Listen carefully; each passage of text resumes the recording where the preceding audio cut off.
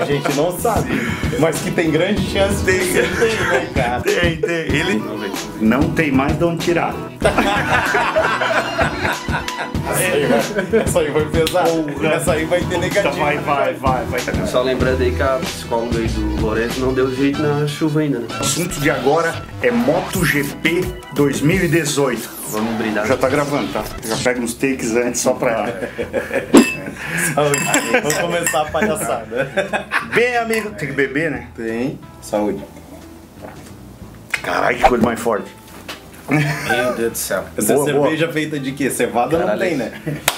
Galera, estamos aqui novamente, grandes amigos, para tratar de um assunto que a gente quase não gosta de falar, que é moto velocidade. E hoje a gente tem a ilustre presença do campeão brasileiro de Super Sport Extreme, o Gustavo, o Gão, que é daqui da Grande Florianópolis, o vice-campeão da categoria Evo 1000, Pablo, que já vem com a gente aí gravando e dando as suas opiniões bem abalizadas como sempre. O Felipe, que tá... Que não é nada, só dá pra... como é que é? O prego da turma. Que tá, tá entrando no jogo agora, tá gostando desse meio aí da moto velocidade, mais por dentro da pista, mais por dentro dos boxes. Como diz o Agnaldo, eu vim pra beber. Eu vim pra beber. E eu, né, como vocês já sabem, Mamute, também sou piloto de moto velocidade. Para quem não conhece esse canal aqui ainda, já aproveita, vai se inscrevendo, dá aquele joinha aí, clica nas notificações, para que cada vez que a gente lançar um vídeo novo aí, vocês sejam notificados e possam participar com a gente, deixar o comentário. E ô Mamute, eu queria falar uma coisa só na introdução, que a gente viu ali, assim, a esmagadora maioria, comentários muito legais dos outros vídeos que a gente fez. E dizer que isso aqui, o que a gente está fazendo aqui é filmando um bate-papo de amigos. Verdade. Né? A gente não tem o intuito de ensinar ninguém, de falar que ressaltando, um é melhor, né? Deixando bem... O intuito da gente é filmar um bate-papo de uma coisa muito agradável que a gente sempre faz toda semana. E que vira uma resenha muito legal. Verdade. E querendo ou não, eu sou prego, mas pô, o cara é campeão brasileiro, o cara é vice-campeão brasileiro, você corre de moto aí a vida Fiquei inteira. em terceiro, apesar do acidente, ainda acabei terceiro na Evo. Então que fique claro que isso aqui é uma coisa legal, um bate-papo informal sobre moto, que eu acho que muita gente gosta de fazer. Mas vamos direto ao assunto. Pablo, quer fazer uma consideração inicial? Eu queria agradecer a galera aí pelo final de semana maravilhoso que a gente teve lá em Interlagos, cara, que, nossa, eu tô muito feliz, assim, eu não tenho palavras para agradecer todo mundo, minha equipe, quem me apoiou, e valeu, galera, obrigado, tamo junto aí. Gãozito. Agradecer o Mamute aí pela oportunidade de estar aí. Também, né? Me agradece porque eu fui pé de coelho de vocês. É verdade. Sorte, cara, o cara conseguiu ficar campeão com a diferença de 3 pontos. Mas isso vai ser um assunto que a gente vai gravar. Eu também fui 3 pontos. Mas esse é um assunto que a gente vai gravar depois, porque no vídeo anterior, onde a gente falava sobre as motos super esportivas de 2019, para quem não assistiu, vou deixar o card aqui em cima. Depois você pode assistir esses 2 vídeos que ficaram bem legais. Mas o assunto de agora é MotoGP 2018. A gente vai falar de Marc Marquez, como o Pablo gosta de falar mal do Marc Marquez. Vamos falar do Valentino Rossi. O Gão gosta de falar mal do Valentino Rossi. Não é uma brincadeira, sou eu que falo mal do Valentino. O Doc fala mal do Lourenço. Tudo prego aqui, mas todo mundo fala mal de alguém que anda pra caralho, né? Então, galera, 2018. O que vocês acharam dessa temporada de 2018? Primeiro eu vou fazer um apanhado geral, depois a gente vai tratar dos assuntos ponto a ponto. Vamos começar pelo Felipe aí. Bom, Mamute, eu acho que foi uma das temporadas que mais teve corrida pegada, assim. Talvez dos últimos anos, a temporada que mais teve alternância de liderança, né, em corridas, e que as equipes, mesmo de fábrica, que eram consideradas um pouco inferiores, conseguiram andar muito junto das equipes de ponta, né, que era Yamaha e Honda.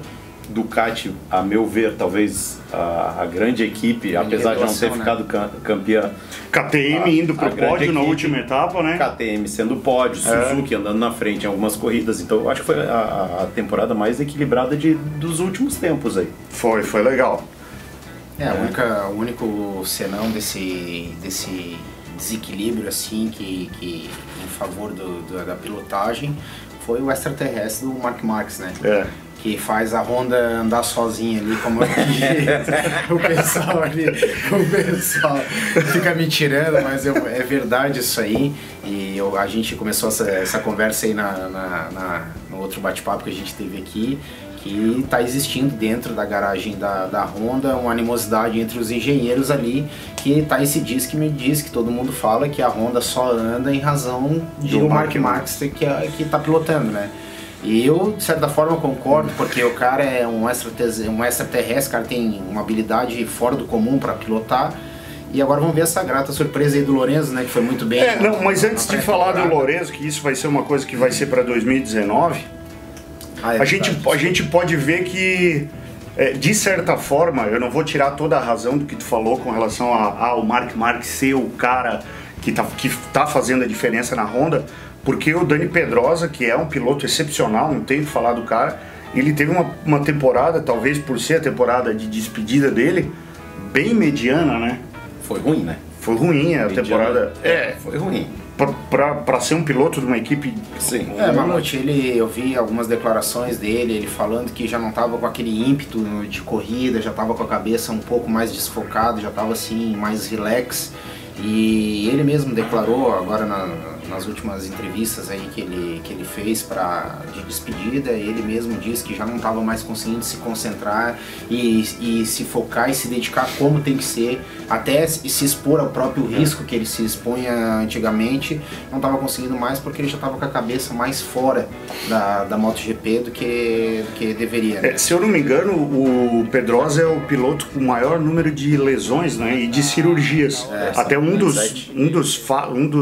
das lesões, não era lesão, mas um dos problemas que ele teve, que ele chegou a se afastar, era o problema que o Gão teve esse final de semana lá em Interlagos, que é o travamento do antebraço, né, Gão? Como é que é isso? Eu nunca tive esse problema, felizmente. Como é que é travar o braço aí a quase 280 por hora? Na verdade eu nunca tive esse problema e acho que talvez pela pressão do final de semana acabei passando toda a atenção da própria corrida mesmo para os braços e chegou nas últimas 2 voltas, eu estava exausto, não aguentava mais, vinha na reta concentrando, tenho que baixar 4 marchas e vinha... E como é que faz para frear? Desespero, cara. Gão, fala como é que você cruzou a linha de chegada, como é que foram os braços. Pô, velho, terminei a corrida, a primeira corrida, só terminei, já tive que trocar o braço pra acelerar e não aguentava mais. Essa temporada do MotoGP também foi muito estranha, aconteceram coisas muito estranhas, né? Teve a corrida da Argentina, se eu não me engano, que foi uma corrida onde Show de horrores. Show de horrores. Primeiro todo mundo voltou pro box pra largar, o único que não voltou foi o Jack Miller, a direção de prova não sabia o que fazer, se deixava todo mundo largar do box ou não deixava. O Marques voltou na contramão. Foi um show de horrores, até depois a gente vai ler algumas perguntas do pessoal que mandou, eu deixei lá no meu Instagram a possibilidade do pessoal perguntar, e teve gente que perguntou a respeito das punições do Marques. Mas essa corrida da Argentina em especial foi coisas que não dava nem para imaginar que aconteceram lá, né? Foi o Jack Miller que fez a pole lá, né? Jack Miller, um pneu slick. E aí no final ainda colocaram todo mundo largar do grid, o que ao meu ver é errado. E antes de ele fazer a pole, eu acho que ele tava vindo quase 1,5 segundo antes. Tava lá, ele tava muito louco. Lá. Muito maluco. O Jack Miller, por ser um piloto que saiu da Moto 3 direto, pulou do Moto 2 foi direto pro MotoGP, demorou aí uns aninhos para se adaptar, mas está mostrando um serviço muito bom, né, na Ducati. Ô Mamute, eu acho que aquela volta de classificação do Jack Miller para mim foi a volta do ano. Não é do ano, cara. Eu acho que eu nunca vi uma volta de classificação igual aquela. Ele quase caiu da moto e voltou, e subiu da moto e escorregava aqui, escorregava ali, pegava a pista molhada com pneu slick. E assim, ele foi 1 segundo e pouco mais rápido que eu concordo com o Felipe, assim, ó, a gente até comentou no dia ali, ele deu uma aula de pilotagem aquele dia ali, que, meu Deus, assim, nossa senhora. Até comigo, às vezes, numa volta de classificação, assim, que tá vindo muito rápido antes, no início, assim, quando não tinha muita técnica, às vezes escorregava, o cara já se assustava e opa, parava. Já tira a mão. Hoje em dia, escorregou, senta a mão que tá vindo volta rápida. Na verdade, na moto velocidade não existe volta confortável. Se tu tá confortável é porque tu tá devagar. E é aquela história, a moto velocidade é um trem fantasma. Cada curva é um susto. Aí tu tá rápido, né?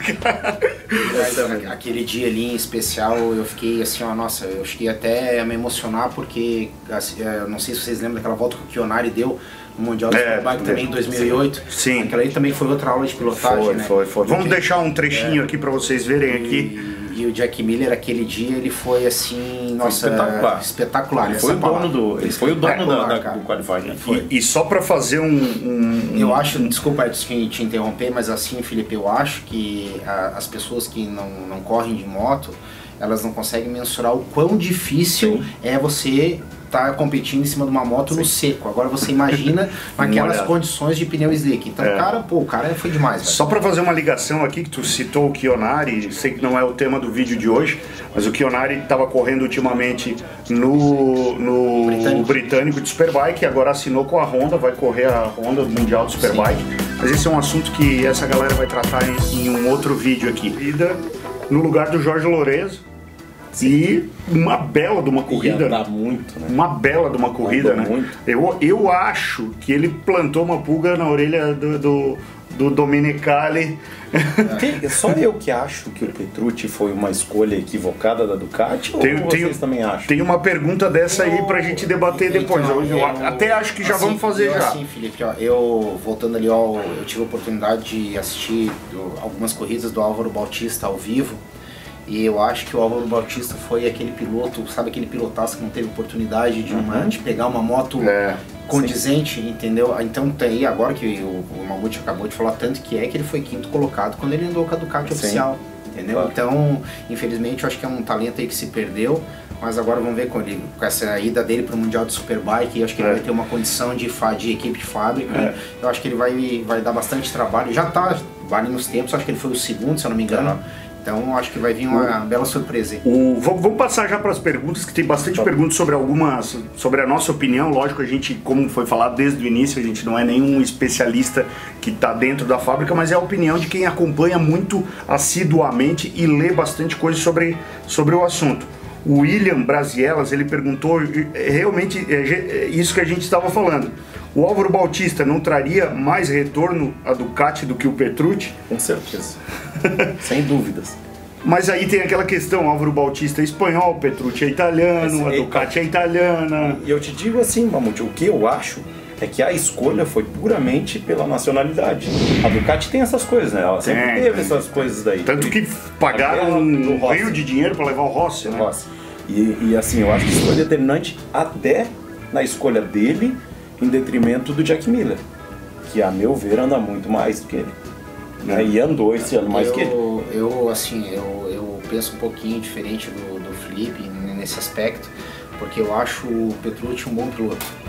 Eu acho ele que, tanto é que ele já estava na Pramac, ele já tem todo um histórico dentro da Ducati, dentro da Pramac.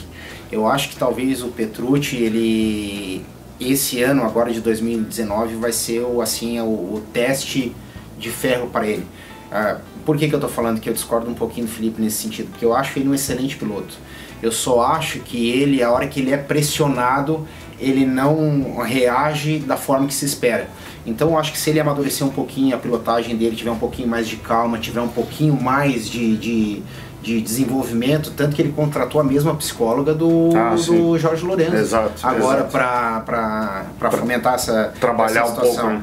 Entendeu? Então eu acho, assim, eu não quero fazer uma análise precipitada dele, eu prefiro esperar o campeonato andar um pouquinho pra gente ter uma ideia aí mais sobre o que ele vai mas agora, assim, falando do campeonato de 2018, sim, ele não disse exatamente, ou ele não representou aquilo que foi investido nele para assumir um posto da Ducati. Eu concordo. Nesse aspecto, o Felipe tem razão, porque vocês, não sei se vocês lembram, as 2 ou 3 corridas ali, por exemplo, que o Rossi pressionou ele, Você vê que ele não tem, sabe, ou ele abre, ou ele cai, ou ele erra. Então, ele errou muito, né? Só lembrando aí que a psicóloga aí do Lourenço não deu jeito na chuva ainda, né? Ah, não, nada. Não, calma, Gão. A gente vai chegar lá, Calma que a gente vai chegar. Eu não vou ser o advogado do cara, mas. Ó, 99, hein? Ó, 99. O William aqui, ele emendou outra pergunta na dele também. E aí eu queria saber a opinião de vocês sobre essa pergunta que ele fez. Qual é o real problema da Aprilia? Ela é uma moto tudo. fraca, né? Eu acho que é tudo. Ela é uma moto fraca.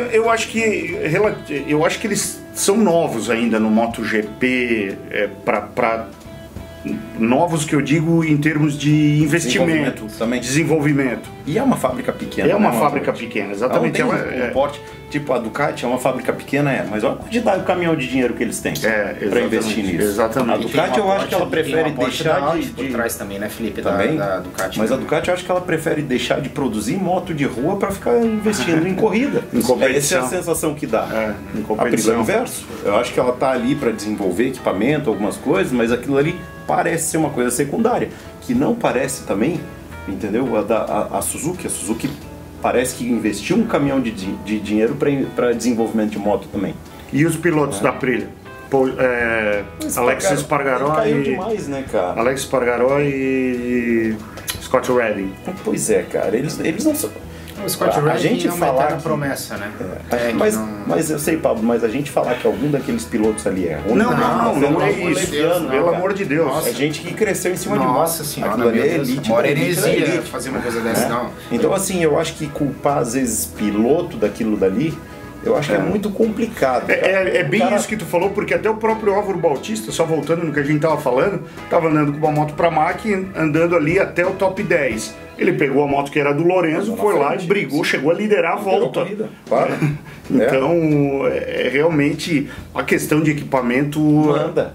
Hoje manda. Manda bastante. Fazendo uma análise assim, um pouquinho mais técnica da Aprilia, assim, a Aprilia sempre teve o grande problema que é a falta de potência de motor. Até a moto deles de linha, que é a RSV4, todo mundo, quando o Biaggi corria com ela no Mundial de Superbike, ele sempre disse que a moto sempre teve uma ciclística e um chassi excelente, só que o motor não empurra. Então, mas ele chegou a ficar campeão, né? Sim, chegou. Então, por isso que eu acredito que a Aprilia, com o passar dos anos, ela vai se desenvolver, e agora ela tá com um cara que, pra mim, assim, é um baita de um piloto, só que é um cara que também não é constante, que é o Iannone, entendeu? Tanto que agora ali, vocês acompanharam os treinos aí de pré-temporada, ele ficou no top 5. Caiu, mas botou a moto lá em cima, entendeu? Então, até agora que tu citou, vamos lá, já que a gente tá falando de 2018. Vamos lá. O nome do nosso amigo aqui é 08FSA. Iannone e Suzuki. O que não funcionou nesse casamento? Falta de regularidade. Eu acho que o Iannone é um cara que chega bêbado em casa e tenta bater na mulher. É old school. Isso é um casamento, porra, o cara não, e o pior assim, Mauro, se é verdade ou não, a gente não sabe. Mas que tem grande chance de ser, né, cara? Tem. Ele demonstra isso, né? Eu acho ele, cara, assim, um cara muito diferente montado naquela moto, cara. Eu acho ele diferenciado. Ele destoa, né? Ele é diferenciado, cara. Técnica de pilotagem, a forma de andar. Ele anda muito. Ele é um cara arrojado. Sim. Né? O que eu acho realmente, cara, que ele chega bêbado em casa e ele bate na mulher, cara. Só pode ser. Se a pergunta foi relacionada a esse casamento, eu acho que o casamento é isso aí. Eu acho que não tinha outra forma de terminar, né? E o Rins? O Rins mostrou que a Suzuki tem condições sim de brigar lá na frente, né? E começou meia boca o campeonato, caindo um monte, né? Talvez pela pressão, né, Pablito, aquilo que tu estava falando. Cara, a gente falar daqui, o piloto de sofá é muito fácil. Exatamente. O piloto que tá lá numa equipe de ponta, no campeonato mundial de ponta, com milhões e milhões em cima de investimento, cara, é uma coisa completamente diferente, né?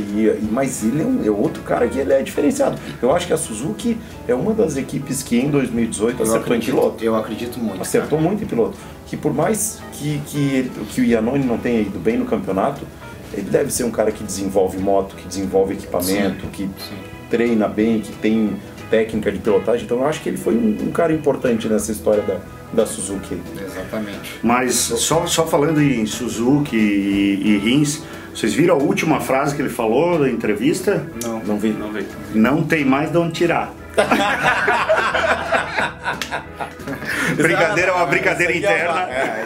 Uma brincadeira interna, vocês vão saber quando a gente falar quando a gente falar do vídeo do Superbike Brasil, vocês vão entender essa vai ter mais de onde tirar. Ainda mais que o Rins é da Suzuki, né? Então, gente, é muito parecido, o artigo 328, inciso 6 do Manual de Desculpa. Não tem mais de onde tirar.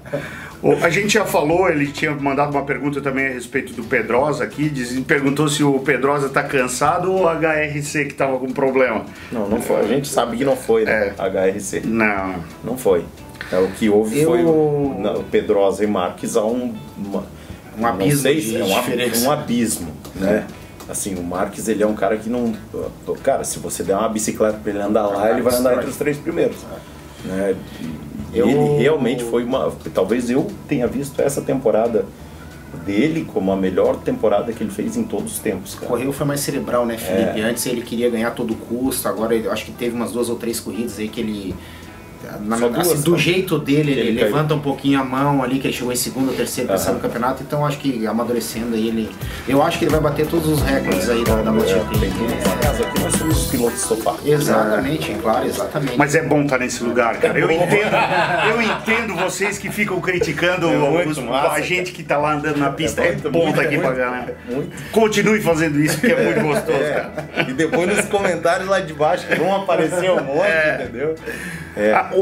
Tem uma pergunta aqui, mas eu acho que eu vou deixar ela mais para depois, até porque vai entrar na área técnica que o Doc vai poder responder para nós aqui. Eu só fazendo um arremate final ali sobre Pedrosa ali, eu confesso que assim, pra mim não é um piloto que me enche os olhos, mas eu admiro ele muito porque quem conhece Pedrosa e viu, Pedrosa tem o tamanho de uma criança, né, Edson? Ele tem 1,50 m e agora você imagina tá numa moto aí que em tese de 260, 280 cavalos, então pô, tem que tirar o chapéu pro cara, entendeu? Mas a minha opinião não é um piloto que nunca me encheu também. Exatamente. Só pra arrematar aí a sua ele é morno, né? Ele é um picolé de chuchu, sem gosto de nada. Essa aí vai pesar. Essa aí vai ter negativo. Vai ter gente falando. Joinha pra você. Vamos, corta essa aí, mamute, corta essa aí. A gente vai deixar pra tratar da Ducati aí, Dovizioso e Lorenzo, da Yamaha, Rossi e Vinales um pouquinho mais adiante, porque tem mais algumas equipes menores que a gente não falou ainda e são pilotos aí que não estão sempre